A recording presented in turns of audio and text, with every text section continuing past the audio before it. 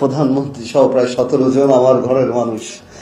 তো আমি মাঝে মাঝে এখন রসিকতা করে আমার স্ত্রীকে বলি যে ফেসবুকে একটা পোস্ট দেখলাম আমার স্ত্রীর ছবি, উপরে লেখা একমাত্র শেখ যিনি মুক্ত। হ্যাঁ, তো আমি সেটা বলি যে আর তো কেউ নাই।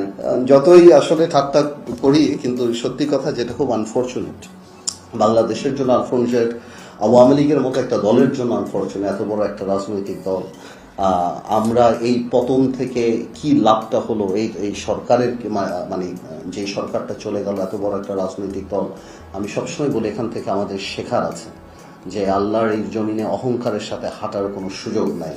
হ্যাঁ, আমরা মাটি ভেদ করে যেতে পারবো না, আকাশ ছিদ্র করে উপরে উঠতে পারবো না।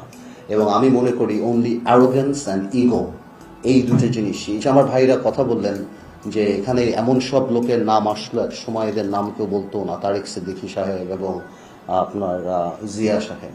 এবং আপনি যদি দেখেন এদের যে অত্যাচার বা যা কিছু, সব কিছুর মোটো বা এই যে ডিজিএফআই ধরে নিয়ে যাওয়া, অত্যাচার করা, এই যে আমার ভাইদের কথা বলা, মোটো কিন্তু একজন ব্যক্তিকে ক্ষমতায় রাখা। সো যতই আপনি থিওরি দেন, আমি একটা বেসিক থিওরিতে যাই, আপনি রাষ্ট্র সংস্কার বলেন যা বলেন, মানুষটা ভালো হতে হবে, ভালো মানুষের রাজনীতিতে আসতে হবে। আপনি খারাপ মানুষ আনেন, আপনি যেই সংস্কারই করেন, we will corrupt the system যদি খারাপ হয়।